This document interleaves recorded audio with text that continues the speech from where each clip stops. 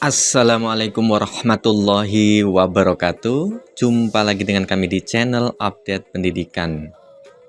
Kali ini kami akan berbagi utamanya bagi Bapak dan Ibu kepala sekolah dan admin atau operator di sekolah terkait dengan bagaimana cara membaca tabel hasil rekomendasi dari rapor pendidikan yang sudah Bapak dan Ibu kepala sekolah atau admin dari sekolah download ya, yaitu perencanaan berbasis data dan sinkronisasi program terhadap Arkas. Nah, bagi Bapak dan Ibu yang belum melakukan unduh rekomendasi perencanaan berbasis data atau PBD, kita sudah posting di video sebelumnya bagaimana cara mengunduh PBD melalui platform rapor pendidikan. Nah, kali ini kita akan bicara bagaimana membaca data atau hasil rekomendasi PBD ya. Ini adalah salah satu rekomendasi PBD untuk salah satu sekolah swasta yang sudah kita download ya. Informasi umum, pertama terdapat 3 dokumen yang diunduh oleh kepala sekolah dari platform rapor pendidikan, yaitu laporan rapor pendidikan. Bagi Bapak dan Ibu yang belum mengunduh silahkan diunduh. Adalah keseluruhan indikator dan nilai yang dicapai oleh satuan pendidikan berdasarkan hasil asesmen nasional ya. Yang kedua adalah rekomendasi PBD. Kemudian yang ketiga adalah uraian kegiatan Arkas.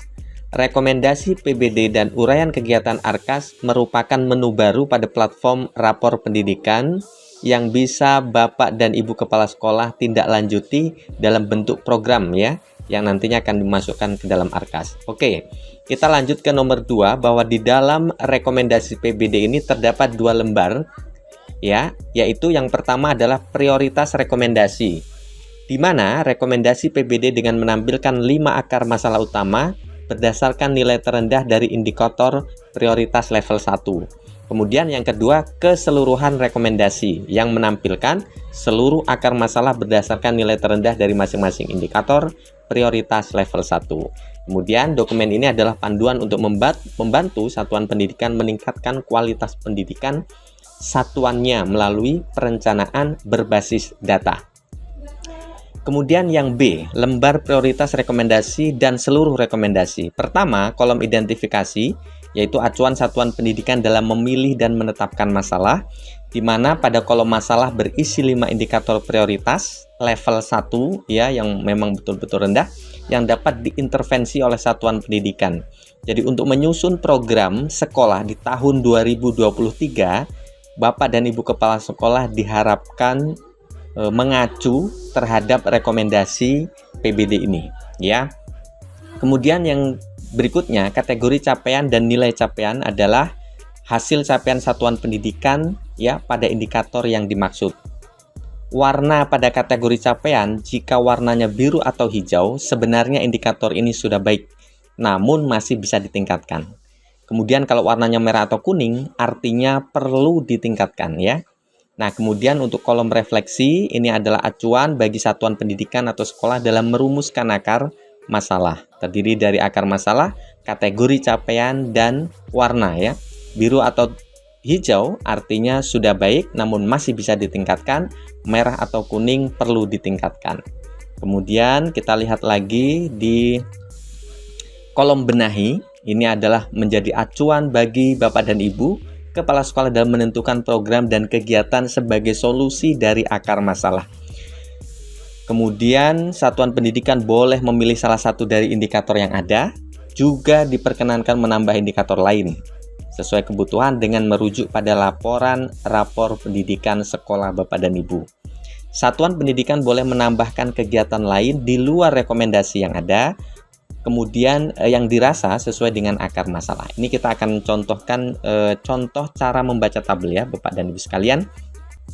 Misalkan dari hasil rekomendasi PPD muncul misalkan iklim keamanan, kemudian kategori capaiannya waspada, nilai capaian 1,91, akar masalahnya adalah disebabkan oleh kesejahteraan psikologi siswa, Dari hasil refleksi kategori capaiannya berkembang, nilainya 1,88.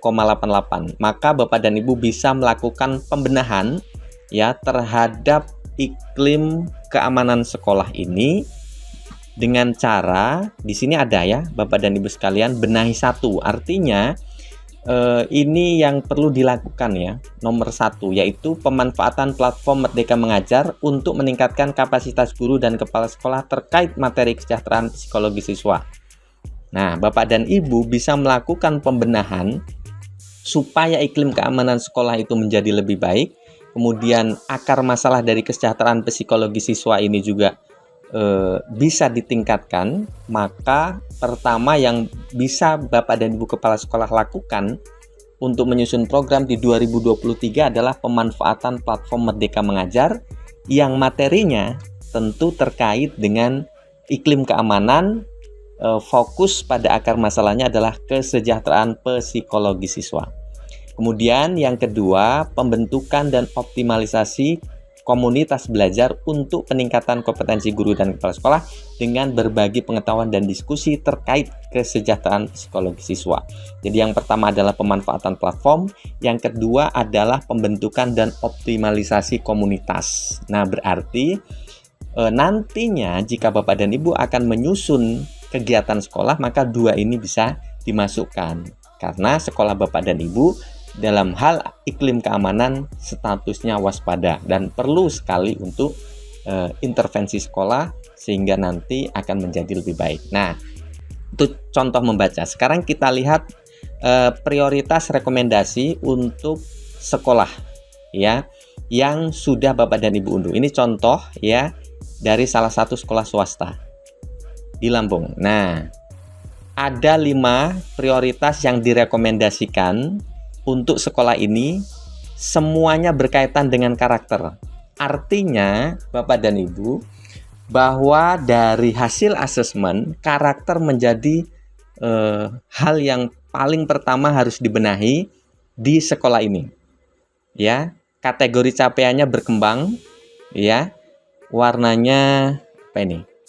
Biru ya. Sebentar.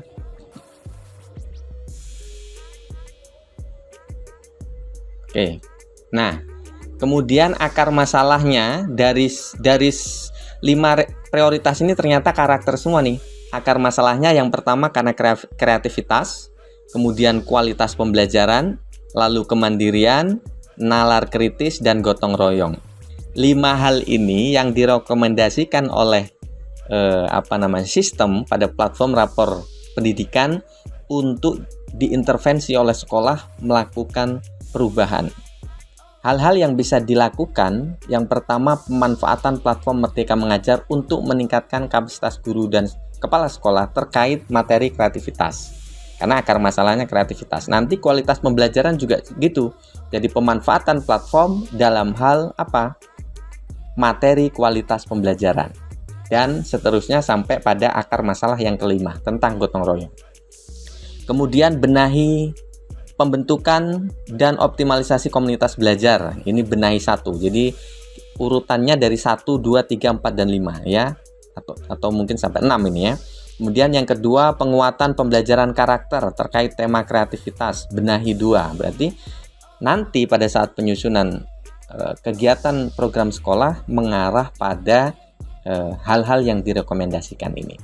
Kemudian berikutnya ke benahi 3 dan seterusnya ya, sampai dengan 5 dan 6. Jadi kalau melihat prioritas rekomendasi PPD untuk sekolah ini semua berkaitan dengan karakter, maka program sekolah yang dibuat pada 2023 harus sebaiknya ya, bukan harus, sebaiknya menekankan pada karakter sehingga nantinya pada asesmen di 2023 akan lebih baik seperti itu. Nah, ini kalau kita mau lihat keseluruhan rekomendasi ya, boleh di lembar ketiga. Ini sangat banyak ya, tetapi dari yang diprioritaskan ternyata karakter. Artinya dari literasi dan numerasi sudah cukup baik, tetapi bukan berarti tidak bisa ditingkatkan ya. Lebih baik pula ketika misalnya akan ditingkatkan. Nah, dari situ kemudian kita akan melihat di lembar kerja Arkas ya, pada uraian kegiatan. Di sini uraian kegiatan Arkas adalah tindak lanjut dari rekomendasi PBD ya. Lembar ini hanya digunakan jika Anda ingin menganggarkan rekomendasi program ke dalam Arkas. Pertama, misalkan tadi kan benahi pertama adalah pemanfaatan platform ya, Merdeka Mengajar. Apa saja kegiatan yang bisa dilakukan ketika akan memanfaatkan platform Merdeka Mengajar? Peningkatan kualitas guru, peningkatan kompetensi kepala sekolah, pembayaran langganan internet, dan lain sebagainya. Itu bagian dari pemanfaatan. Kemudian kalau penguatan pembelajaran literasi dan numerasi dengan modul berbasis tema dan sumber lain di luar platform Merdeka Mengajar, maka sekolah bisa menganggarkan pengadaan bahan referensi, kemudian peningkatan kualitas guru, mata pelajaran atau guru kelas, peningkatan kompetensi kepala sekolah. Tentu ini bisa melalui kegiatan daring, luring, IHT ya, atau kegiatan seminar, pelatihan dan sebagainya yang kaitannya dengan penguatan pembelajaran literasi numerasi. Kemudian kegiatan membaca dan mendiskusikan beragam buku dan berbagai sumber dan genre secara rutin oleh guru dan siswa dan seterusnya ya.